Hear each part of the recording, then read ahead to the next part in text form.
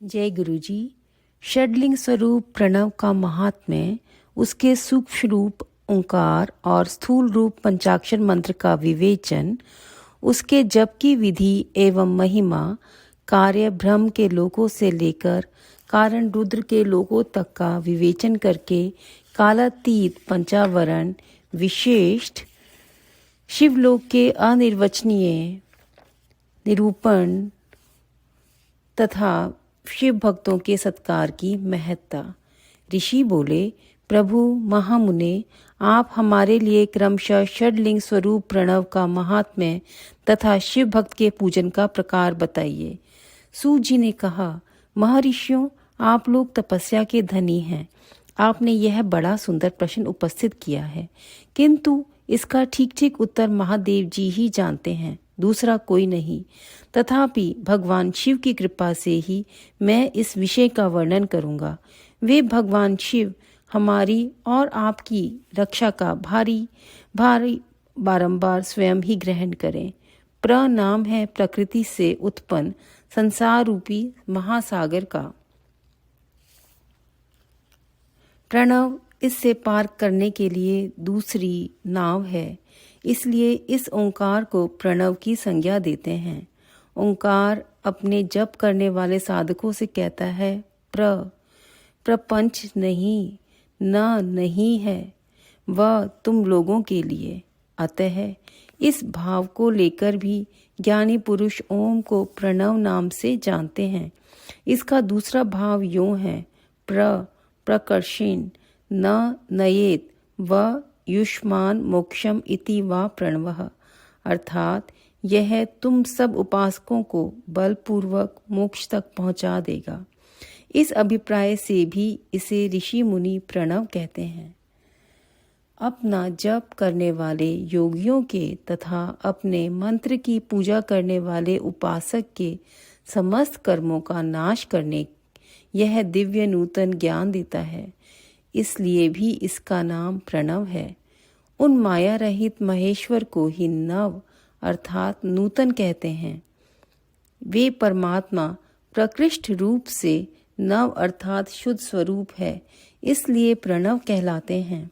प्रणव साधक को नव अर्थात नवीन कर देता है, इसलिए भी विद्वान पुरुष उसे प्रणव के नाम से जानते हैं। अथवा प्रकृष्ट रूप से नव दिव्य परमात्म ज्ञान प्रकट करता है, इसलिए वह प्रणव है। प्रणव के दो भेद बताए गए हैं, स्थूल और सूक्ष्म। एक अक्षर रूप जो ओम है उसे सूक्ष्म प्रणव जानना चाहिए और नमः शिवाय इस 5 अक्षर वाले मंत्र को स्थूल प्रणव समझना चाहिए।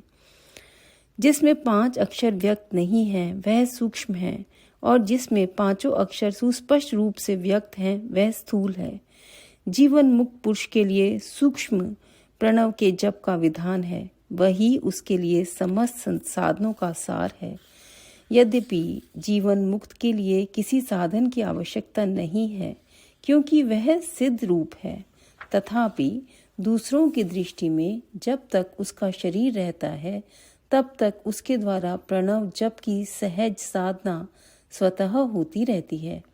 वह अपनी देह का विलय होने तक सूक्ष्म प्रणव मंत्र का जप और उसके अर्थभूत परमात्म तत्व का अनुसंधान करता रहता है। जब शरीर नष्ट हो जाता है तब वह पूर्ण ब्रह्म स्वरूप शिव को प्राप्त कर लेता है। यह सुनिश्चित बात है। जो अर्थ का अनुसंधान ना करके केवल मंत्र का जप करता है उसे निश्चय ही योग की प्राप्ति होती है। जिसने 36 करोड़ मंत्र का जप कर लिया हो उसे अवश्य ही योग प्राप्त हो जाता है। सूक्ष्म प्रणव के भी ह्रस्व और दीर्घ के भेद से 2 रूप जानने चाहिए, अकार, उकार, मकार, बिंदु, नाद, शब्द, काल और कला। इनसे युक्त जो प्रणव है उसे दीर्घ प्रणव कहते हैं। वह योगियों के लिए हृदय में स्थित होता है। मकार पर्यंत जो ओम है वह अ, उ, म इन 3 तत्वों से युक्त है। इसी को ह्रस्व प्रणव कहते हैं। अ शिव है, उ शक्ति है और मकार इन दोनों की एकता है। वह त्रितत्व रूप है, ऐसा समझकर ह्रस्व प्रणव का जप करना चाहिए। जो अपने समस्त पापों का क्षय करना चाहते हैं उनके लिए इस ह्रस्व प्रणव का जप अत्यंत आवश्यक है। पृथ्वी, जल, तेज, वायु और आकाश, ये 5 भूत तथा शब्द, स्पर्श आदि इनके 5 विषय, ये सब मिलकर 10 वस्तुएं मनुष्यों की कामना के विषय हैं। इनकी आशा मन में लेकर जो कर्मों के अनुष्ठान में संलग्न होते हैं वे 10 प्रकार के पुरुष प्रवृत्त कहलाते हैं तथा जो निष्काम भाव से शास्त्र विहित कर्मों का अनुष्ठान करते हैं वे निवृत्त कहे गए हैं। प्रवृत्त पुरुषों को ह्रस्व प्रणव का ही जप करना चाहिए और निवृत्त पुरुषों को दीर्घ प्रणव का। विहार्थियों को तथा अन्य मंत्रों के आदि में इच्छा अनुसार शब्द और कला से युक्त प्रणव का उच्चारण करना चाहिए। वेद के आदि में और दोनों संध्याओं की उपासना के समय भी ओंकार का उच्चारण करना चाहिए। प्रणव का 9 करोड़ जप करने से मनुष्य शुद्ध हो जाता है। फिर 9 करोड़ का जप करने से वह पृथ्वी तत्व पर विजय पा लेता है। तत्पश्चात पुनः 9 करोड़ का जप करके वह जल तत्व को जीत लेता है। पुनः 9 करोड़ जप से अग्नि तत्व पर विजय पाता है। तदंतर फिर 9 करोड़ का जप करके वह वायु तत्व पर विजयी होता है। फिर 9 करोड़ के जप से आकाश को अपने अधिकार में कर लेता है। इसी प्रकार 9 करोड़ का जप करके वह क्रमशः गंध, रस, रूप, स्पर्श और शब्द पर विजय पाता है। इसके बाद फिर 9 करोड़ का जप करके अहंकार को भी जीत लेता है। इस तरह 108 करोड़ प्रणव का जप करके उत्कृष्ट बोध को प्राप्त हुआ पुरुष शुद्ध योग का लाभ करता है। शुद्ध योग से युक्त होने पर वह जीवन मुक्त हो जाता है, इसमें संशय नहीं है। सदा प्रणव का जप और प्रणव रूपी शिव का ध्यान करते करते समाधि में स्थित हुआ महायोगी पुरुष साक्षात शिव ही है, इसमें संशय नहीं है। पहले अपने शरीर में प्रणव के ऋषि, छंद और देवता आदि का न्यास करके फिर जप आरंभ करना चाहिए। आकार आदि मात्र का वर्णों से युक्त प्रणव का अपने अंगों में न्यास करके मनुष्य ऋषि हो जाता है। मंत्रों के 10 विध संस्कार, मात्रिक का न्यास तथा षड शोधन आदि के साथ संपूर्ण न्यास फल उसे प्राप्त होता है। प्रवृत्ति तथा प्रवृत्ति निवृत्ति से मिश्रित भाव वाले पुरुषों के लिए स्थूल प्रणव का जप ही अभीष्ट साधन होता है। क्रिया, तप और जप के योग से शिव योगी 3 प्रकार के होते हैं, जो क्रमशः क्रिया योगी, तपोयोगी और जप योगी कहलाते हैं। जो धन आदि वैभवों से पूजा सामग्री का संचय करके हाथ आदि अंगों से नमस्कार आदि क्रिया करते हुए इष्ट देव की पूजा में लगा रहता है, वह क्रिया योगी कहलाता है। पूजा में संलग्न रहकर जो परिमिति भोजन करता है, बाह्य इंद्रियों को जीतकर वश में किया रहता है और मन को भी वश में रख के परद्रोह आदि से दूर रहता है, वह तपोयोगी कहलाता है। इन सभी सद्गुणों से युक्त होकर जो सदा शुद्ध भाव से रहता तथा समस्त काम आदि दोषों से रहित हो शांत चित्त से निरंतर जप किया करता है, उसे महात्मा पुरुष जप योगी मानते हैं। जो मनुष्य 16 प्रकार के उपचारों से शिव योगी महात्माओं की पूजा करता है, वह शुद्ध होकर सालोक्य आदि के क्रम से उत्तरोत्तर उत्कृष्ट मुक्ति को प्राप्त कर लेता है। द्विजों, अब मैं जप योग का वर्णन करता हूँ, तुम सब लोग ध्यान देकर सुनो। तपस्या करने वाले जप का उपदेश किया गया है, क्योंकि वह जप करते करते अपने आप को सर्वथा शुद्ध निष्पाप कर लेता है। ब्राह्मणों, पहले नमः पद हो, उसके बाद चतुर्थी विभक्ति में शिव शब्द हो तो पंच तत्वात्मक नमः शिवाय मंत्र होता है। इसे शिव पंचाक्षर कहते हैं। यह स्थूल प्रणव रूप है। इस पंचाक्षर के जप से ही मनुष्य संपूर्ण सिद्धियों को प्राप्त कर लेता है। पंचाक्षर मंत्र के आदि में ओंकार लगाकर ही सदा उसका जप करना चाहिए। द्विजों, गुरु के मुख से पंचाक्षर मंत्र का उपदेश पाकर जहाँ सुखपूर्वक निवास किया जा सके, ऐसी उत्तम भूमि पर महीने के पूर्व पक्ष में प्रतिपाद से आरंभ करके कृष्ण पक्ष की चतुर्दशी तक निरंतर जप करता रहे। माघ और भादों के महीने अपना विशिष्ट महत्व रखते हैं। यही समय सबका समयों से उत्तम माना गया है। साधकों को चाहिए कि वह प्रतिदिन एक बार परिमिति भोजन करें, मौन रहें, इंद्रियों को वश में रखें, अपने स्वामी एवं माता पिता की नित्य सेवा करें। इस नियम से रहकर जप करने वाला पुरुष 1 सहस्त्र जप से ही शुद्ध हो जाता है, अन्यथा वह ऋणी होता है। भगवान शिव का निरंतर चिंतन करते हुए पंचाक्षर मंत्र का 5 लाख जप करें। जप काल में इस प्रकार ध्यान करें, कल्याण दादा भगवान शिव कमल के आसन पर विराजमान हैं। उनका मस्तक श्री गंगा जी तथा चंद्रमा की कला से सुशोभित है। उनकी बाईं जांघ पर आदि शक्ति भगवती उमा बैठी है। वहां खड़े हुए बड़े बड़े गण भगवान शिव की शोभा बढ़ा रहे हैं। महादेव जी अपने 4 हाथों में मृग मुद्रा, टंक तथा वर एवं अभय की मुद्राएं धारण किए हुए हैं। इस प्रकार सदा सब पर अनुग्रह करने वाले भगवान सदाशिव का बारंबार स्मरण करते हुए हृदय अथवा सूर्यमंडल में पहले उनकी मानसिक पूजा करके फिर पूर्वाभिमुख हो पूर्वोक्त पंचाक्षरी विद्या का जप करें। उन दिनों साधक सदा शुद्ध कर्म ही करे। जप की समाप्ति के दिन कृष्ण पक्ष की चतुर्दशी को प्रातःकाल नित्य कर्म करके शुद्ध एवं सुंदर स्थान में शौच, संतोष आदि कर्मों से युक्त हो शुद्ध हृदय से पंचाक्षर मंत्र का 12 सहस्त्र जप करें।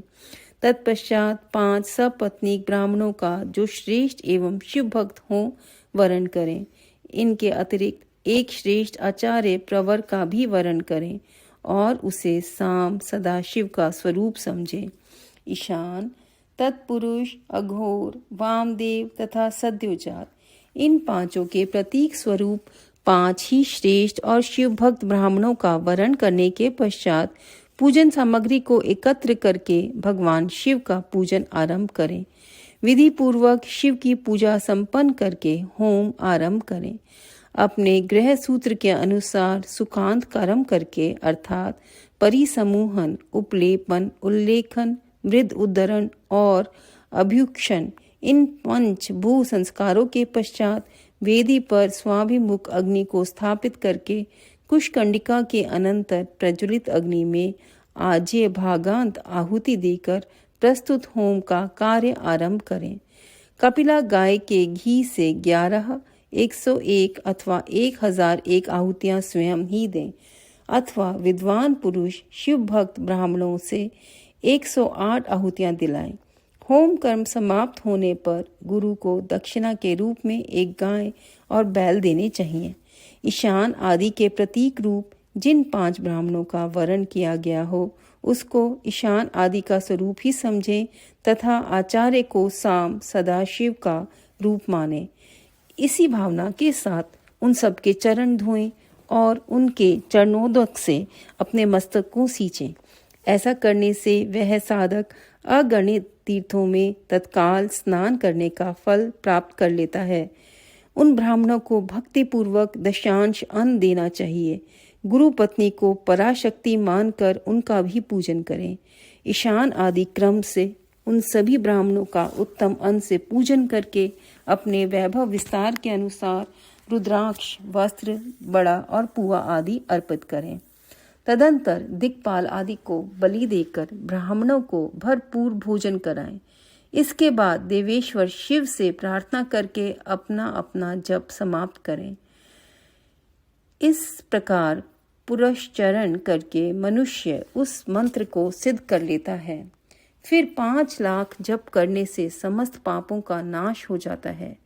तदंतर पुनः 5 लाख जप करने पर अत्तल से लेकर सत्यलोक तक 14 भुवनों पर क्रमशः अधिकार प्राप्त हो जाता है।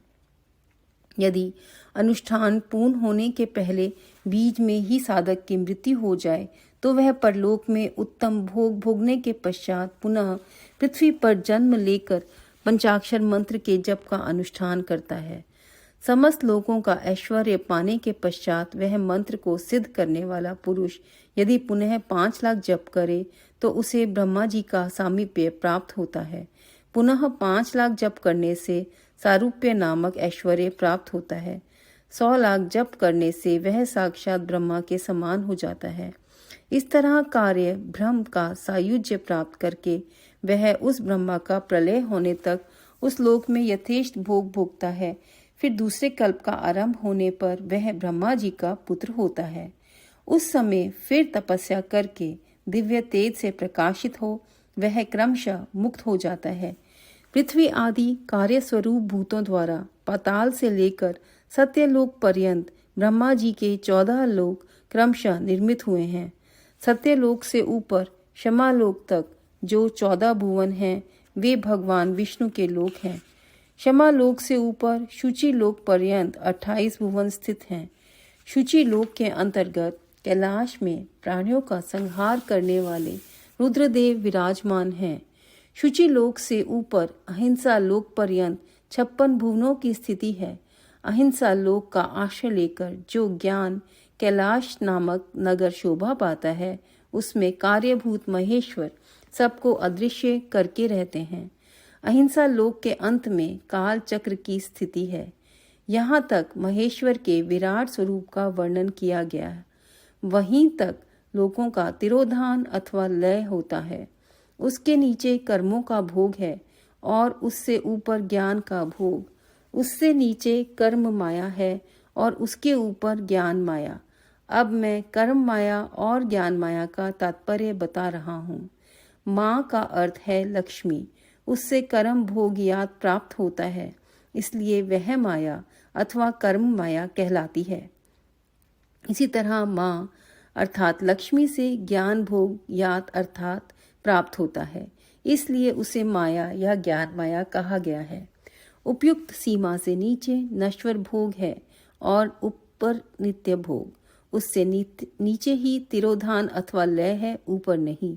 वहां से नीचे ही कर्ममय पाशों द्वारा बंधन होता है, ऊपर बंधन का सदा अभाव है। उससे नीचे ही जीव सकाम कर्मों का अनुसरण करते हुए विभिन्न लोगों और योनियों में चक्कर काटते हैं। उससे ऊपर के लोकों में निष्काम कर्म का ही भोग बताया गया है। बिंदु पूजा में तत्पर रहने वाले उपासक वहां से नीचे के लोकों में ही घूमते हैं। उसके ऊपर तो निष्काम भाव से शिवलिंग की पूजा करने वाले उपासक ही जाते हैं। जो एकमात्र शिव की ही उपासना में तत्पर है वे उससे ऊपर के लोकों में जाते हैं। वहीं से नीचे जीव कोटि है और ऊपर ईश्वर कोटि। नीचे संसारी जीव रहते हैं और ऊपर मुक्त पुरुष। नीचे कर्म लोक है और ऊपर ज्ञान लोक। ऊपर मद और अहंकार का नाश करने वाली नम्रता है। वहाँ जन्म जनित तिरोधान नहीं है। उसका निवारण किए बिना वहाँ किसी का प्रवेश संभव नहीं है। इसी प्रकार तिरोधान कर निवारण करने से वहाँ ज्ञान शब्द का अर्थ ही प्रकाशित होता है। आदि भौतिक पूजा करने वाले लोग उससे नीचे के लोकों में ही चक्कर काटते हैं। जो आध्यात्मिक उपासना करने वाले हैं वे ही उससे ऊपर को जाते हैं। जो सत्य अहिंसा आदि धर्मों से युक्त हो भगवान शिव के पूजन में तत्पर रहते हैं वे कालचक्र को पार कर जाते हैं। काल चक्रेश्वर की सीमा तक जो विराट महेश्वर लोक बताया गया है उससे ऊपर वृषभ के आकाश में धर्म की स्थिति है। वह ब्रह्मचर्य का मूर्तिमान रूप है। उसके सत्य शौच अहिंसा और दया ये 4 पाद हैं। वह साक्षात शिवलोक के द्वार पर खड़ा है। क्षमा उसके सिंह है, शम कान है। वह वेद ध्वनि रूपी शब्द से विभूषित है। आस्तिकता उसके दोनों नेत्र हैं। विश्वास ही उसकी श्रेष्ठ बुद्धि एवं मन है। क्रिया आदि धर्म रूपी जो वृषभ हैं वे कारण आदि में स्थित हैं, ऐसा जानना चाहिए। उस क्रिया रूप वृषभाकार धर्म पर कालातीत शिव आरूढ़ होते हैं। ब्रह्मा विष्णु और महेश्वर की जो अपनी अपनी आयु है उसी को दिन कहते हैं। जहाँ धर्म रूपी वृषभ की स्थिति है उससे ऊपर ना दिन है ना रात्रि। वहाँ जन्म मरण आदि भी नहीं है। वहाँ फिर से कारण स्वरूप ब्रह्मा के कारण सत्यलोक पर्यंत 14 लोक स्थित हैं जो 5 भौतिक गंध आदि से परे हैं। उनकी सनातन स्थिति है। सूक्ष्म गंध ही उनका स्वरूप है। उनसे ऊपर फिर कारण रूप विष्णु के 14 लोक स्थित हैं। उनसे भी ऊपर फिर कारण रूपी रुद्र के 28 लोकों की स्थिति मानी गई है। फिर उनसे भी ऊपर कारणेश शिव के 56 लोक विद्यमान हैं। तदंतर शिव सम्मत ब्रह्मचर्य लोक है और वहाँ 5 आवरणों से युक्त ज्ञानमय कैलाश है, जहाँ 5 मंडलों, 5 ब्रह्म कलाओं और आदि शक्ति से युक्त आदिलिंग प्रतिष्ठित हैं। उसे परमात्मा शिव का शिवालय कहा गया है। वहीं पराशक्ति से युक्त परमेश्वर शिव निवास करते हैं। वे सृष्टि, पालन, संहार, तिरोभाव और अनुग्रह इन 5 कार्यों में प्रवीण हैं। उनका श्री विग्रह सच्चिदानंद स्वरूप है। वे सदा ध्यान रूपी धर्म में ही स्थित रहते हैं और सदा सब पर अनुग्रह किया करते हैं। वे स्वात्मा राम हैं और समाधि रूपी आसन पर स्थित हो नित्य विराजमान होते हैं। कर्म एवं ध्यान आदि का अनुष्ठान करने से क्रमशः साधन पथ में आगे बढ़ने पर उनका दर्शन साध्य होता है। नित्य नैमित्तिक आदि कर्मों द्वारा देवताओं का यजन करने से भगवान शिव के समाराधन कर्म में मन लगता है। क्रिया आदि जो शिव संबंधी कर्म है उनके द्वारा शिव ज्ञान सिद्ध करें। जिन्होंने शिव तत्व का साक्षात्कार कर लिया है अथवा जिन पर शिव की कृपा दृष्टि पड़ चुकी है, वे सब मुक्त ही हैं, इसमें संशय नहीं है। आत्मस्वरूप से जो स्थित है वही मुक्ति है। एकमात्र अपने आत्मा में रमण या आनंद का अनुभव करना ही मुक्ति का स्वरूप है। जो पुरुष क्रिया, तप, जप, ज्ञान और ध्यान रूपी धर्मों में भली भांति स्थित है, वह शिव का साक्षात्कार करके स्वात्मा राम स्वरूप मोक्ष को भी प्राप्त कर लेता है। जैसे सूर्य देव अपने किरणों से अशुद्धि को दूर कर देते हैं, उसी प्रकार कृपा करने में कुशल भगवान शिव अपने भक्त के अज्ञान को मिटा देते हैं। अज्ञान की निवृत्ति हो जाने पर शिव ज्ञान स्वतः प्रकट हो जाता है। शिव ज्ञान से अपना विशुद्ध स्वरूप आत्मा रामत्व को प्राप्त होता है और आत्मा रामत्व की सम्यक सिद्धि हो जाने पर मनुष्य कृतकृत्य हो जाता है। इस तरह यहाँ जो कुछ बताया गया है वह पहले मुझे गुरु परंपरा से प्राप्त हुआ था।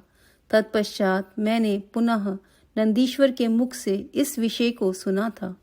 नंदी स्थान से परे जो स्वसंवेद्य शिव वैभव हैं, उनका अनुभव केवल भगवान शिव को ही है। साक्षात शिवलोक के इस वैभव का ज्ञान सबको शिव की कृपा से ही हो सकता है, अन्यथा नहीं। ऐसा आस्तिक पुरुषों का कथन है। साधक को चाहिए कि वह 5 लाख जप करने के पश्चात भगवान शिव की प्रसन्नता के लिए महाअभिषेक एवं नैवेद्य निवेदन करके शिव भक्तों का पूजन करें। भक्त की पूजा से भगवान शिव बहुत प्रसन्न होते हैं। शिव और उनके भक्त में कोई भेद नहीं है, वह साक्षात शिव स्वरूप ही है। शिव स्वरूप मंत्र को धारण करके वह शिव ही हो गया रहता है। शिव भक्त का शरीर शिव रूप ही है, अतः उसकी सेवा में तत्पर रहना चाहिए। जो शिव के भक्त हैं वे लोक और वेद की सारी क्रियाओं को जानते हैं। जो क्रमशः जितना जितना शिव मंत्र का जप कर लेता है, उसके शरीर को उतना ही उतना शिव का सामीप्य प्राप्त होता जाता है, इसमें संशय नहीं है। शिव भक्त स्त्री का रूप देवी पार्वती का ही स्वरूप है। वह जितना मंत्र जपती है उसे उतना ही देवी का सानिध्य प्राप्त होता जाता है। साधक स्वयं शिव स्वरूप होकर पराशक्ति का पूजन करे। शक्ति, वेर तथा लिंग का चित्र बनाकर अथवा मिट्टी आदि से इनकी आकृति का निर्माण करके प्राण प्रतिष्ठा पूर्वक निष्कपट भाव से इनका पूजन करे। शिवलिंग को शिव मानकर, अपने को शक्ति रूप समझकर, शक्तिलिंग को देवी मानकर और अपने को शिव रूप समझकर, शिवलिंग को नाद रूप तथा शक्ति को बिंदु रूप मानकर परस्पर सटे हुए शक्तिलिंग और शिवलिंग के प्रति उपप्रधान और प्रधान की भावना रखते हुए जो शिव और शक्ति का पूजन करता है, वह मूल रूप की भावना करने के कारण शिव रूप ही है। शिव भक्त शिव मंत्र रूप होने के कारण शिव के ही स्वरूप हैं। जो 16 उपचारों से उनकी पूजा करता है उसे अभिष्ट वस्तु की प्राप्ति होती है। जो शिवलिंगोपासक शिव भक्त की सेवा आदि करके उसे आनंद प्रदान करता है, इस विद्वान पर भगवान शिव बड़े प्रसन्न होते हैं। 5, 10 या 100 सपत्नीक शिव भक्तों को बुलाकर भोजन आदि के द्वारा पत्नी सहित उनका सदैव समादर करें। धन में, देह में और मंत्र में शिव भावना रखते हुए उन्हें शिव और शक्ति का स्वरूप जानकर निष्कपट भाव से उनकी पूजा करें। ऐसा करने वाला पुरुष इस भूतल पर फिर जन्म नहीं लेता। जय गुरु जी, जय जय गुरु जी। अध्याय 17। ओम नमः शिवाय। शिव जी सदा सहाय। ओम नमः शिवाय। गुरु जी सदा सहाय। जय गुरु जी।